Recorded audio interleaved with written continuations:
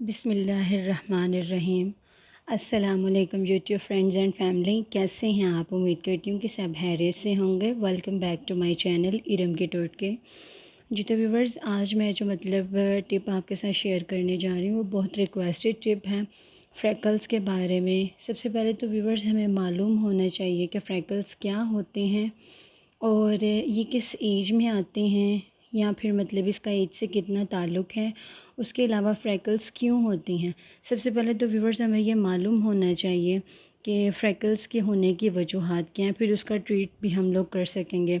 जी तो व्यूवर्स, आप लोगों को मैं बताती चलूँ कि जब हार्मोन्स इम्बैलेंस होते हैं, वो एज का कोई भी हिस्सा हो सकता है।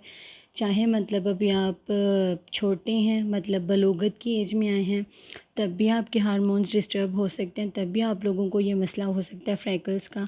उसके अलावा कि प्रेगनेंसी के दौरान जब हार्मोन्स चेंज होते हैं, कुछ के हार्मोन्स व्यूवर्स बहुत पॉजिटिव वे में चेंज होते हैं, तो उनकी स्किन पे जो पहले प्रॉब्लम्स होती हैं वो प्रेगनेंसी के दौरान ख़त्म हो जाती हैं। लेकिन ये बहुत कम चांसेस होते हैं। ज़्यादा चांसेस व्यूवर ऐसे ही होते हैं कि प्रेगनेंसी के दौरान विटामिन सी की बहुत ज़्यादा कमी होने की वजह से। दूसरा व्यूवर्स, क्या होता है कि औरतों में खून की कमी हो जाती है। उसके अलावा तीसरी जो प्रॉब्लम होती है प्रेगनेंसी के दौरान, हार्मोन्स चेंज होते हैं, जिसकी वजह से जब डिलीवरी होती है तो उसके बाद औरतों को ये चीज़ फेस करना पड़ती है। उसके अलावा व्यूवर्स, एज का भी होता है। हम लोग जैसे जैसे एजड होती जाती हैं औरतें, वो अपनी स्किन का बिल्कुल ख्याल नहीं रखती। उस वजह से भी उनके साथ कि ये जो फ्रैकल्स की प्रॉब्लम हो सकती है।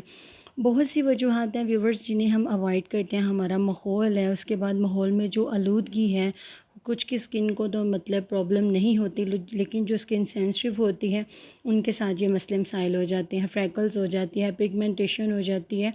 और ख़ास तौर पर व्यूवर्स, फ्रैकल्स का मसला उन्हीं ख़वातीन के साथ होता है, उन्हीं मर्द हज़रात के साथ होता है कि जब उनके हार्मोन्स इम्बैलेंस होते हैं। सबसे पहले तो हमें इसे ट्रीट करने के लिए किसी डर्माटोलॉजिस्ट के पास जाना चाहिए। और अगर हम लोग नहीं जाना चाहते तो और भी व्यूवर्स बहुत सी चीज़ें होती हैं, जैसे कि आज मैं आप लोगों के साथ एक टिप शेयर करने वाली हूँ और ये बहुत ही अट्रैक्टिव है और आजमाया हुआ ट्रिप है व्यूवर्स। 100% एविडेंस के साथ मैं ये कहती हूँ कि अगर आप इसको यूज़ करती रहेंगी तो आप 2 से 3 महीने में अपने फ्रैकल से छुटकारा हासिल कर सकेंगे। और व्यूवर्स, आप लोगों को मालूम है, जो होममेड टिप्स होते हैं वो वर्क तो बहुत स्लोली करते हैं, लेकिन उनके रिज़ल्ट जो होते हैं वो बहुत अमेजिंग और ज़बरदस्त होते हैं और फॉरएवर होते हैं। जो तो व्यूवर्स, आप लोगों को मालूम है, ये मेरे पास अभी पड़े हुए हैं आड़ू के छिलके। आप लोगों को पता है आड़ू जो है व्यूवर्स, वो विटामिन सी से भरपूर होता है। और उसके बाद है लेमन के छिलके। एक लेमन मैंने फ्रेश को उसका जूस निकाल लिया था, और दूसरा मैं उसको सुखा रही थी कि ताकि आप लोगों को उसका पाउडर बनाकर भी दिखा सकूं, लेकिन वो नहीं सूख सका। तो व्यूवर्स सबसे पहले आपने क्या करना है, जब आपने अपने फ्रैकल्स का स्टार्ट करना है ट्रीटमेंट करना, तो जिनके साथ ये मसला है वो क्या करें कि व्यूवर्स, सबसे पहले तो वो आड़ू को काट कर उसका जूस बनाकर पी लें। अगर जूस बनाकर नहीं पीना चाहते तो आप आड़ू को ज़रूर दिन में 1 से 2 आड़ू इस्तेमाल करें। ये विटामिन सी से भरपूर होता है। आप लोगों को पता है विटामिन सी की जब कमी होती है तभी ही पिगमेंटेशन या फिर फ्रैकल्स का मसला होता है। तो व्यूवर्स, इसका आपने पेस्ट बनाकर इसको भी आपने ज़ाया नहीं करना, क्योंकि इसमें भी वाफर मिकदार में विटामिन सी पाया जाता है, लेमन में भी और आड़ू के छिलके में भी। तो व्यूवर्स, आप लोगों ने इसको ज़ाया नहीं करना है, इसका एक पेस्ट बनाना है। तो पेस्ट बनाने से पहले आई रिक्वेस्ट यू कि मेरे चैनल को सब्सक्राइब कर लें और बेल आइकन को प्रेस कर दें, ताकि मेरी हर नई आने वाली वीडियो आपको मिल सके। जी तो व्यूवर्स, मैं आप लोगों के सामने इसे एक ब्लेंडर के एक स्टेप में डाल रही हूँ। ये तमाम छिलके मैंने 3 आड़ू के छिलके ले लिए हैं। ये आपने इस तरह से इसके अंदर ऐड कर लेने हैं। और 2 जो लेमन के हमारे पास छिलके थे वो मैंने इसके अंदर ऐड कर लिए। व्यूअर्स, आप इसमें फ़्रेश लेमन भी यूज़ कर सकते हैं, कोई मसला नहीं, क्योंकि विटामिन सी से भरपूर होता है। आप फ्रेश लेमन भी इसके अंदर ऐड कर सकते हैं। अगर आप लेमन का पाउडर बनाना चाहें तो उसे आप उसका पेस्ट निकाल कर 2 से 3 दिन धूप में रखें तो उसका पाउडर रेडी हो जाएगा। दूसरा व्यूअर्स, आपने इसके अंदर बहुत थोड़ी सी मिकदार में पानी ऐड कर लेना है, क्योंकि आपने इसका थिक पेस्ट बनाना है। तो यहाँ पर मैं वीडियो में पास लेती हूँ और आपको ये रेडी करके दिखाती हूँ।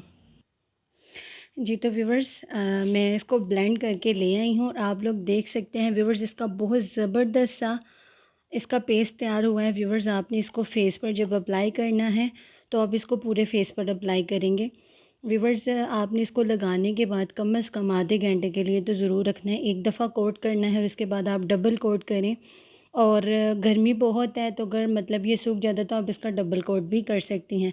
तो व्यूअर्स है ना ज़बरदस्त सी रेमेडी, इसे यूज़ करें। आप यूज़ करने के बाद देखेंगे कि व्यूअर्स आपको अमेजिंग रिज़ल्ट इसके मिले हैं, क्योंकि ये दोनों चीज़ें हैं जो विटामिन सी से भरपूर हैं। और उसके साथ मैं आपको इसका जूस भी बता चुकी हूँ कि आपने उसको साथ में यूज़ करना है। जी, तो व्यूअर्स है ना ज़बरदस्त सी टिप, तो मेरी वीडियो को लाइक और शेयर करना ना भूलें। दुआ में याद रखिएगा। टेक केयर, बाय बाय, अल्लाह हाफ़िज़।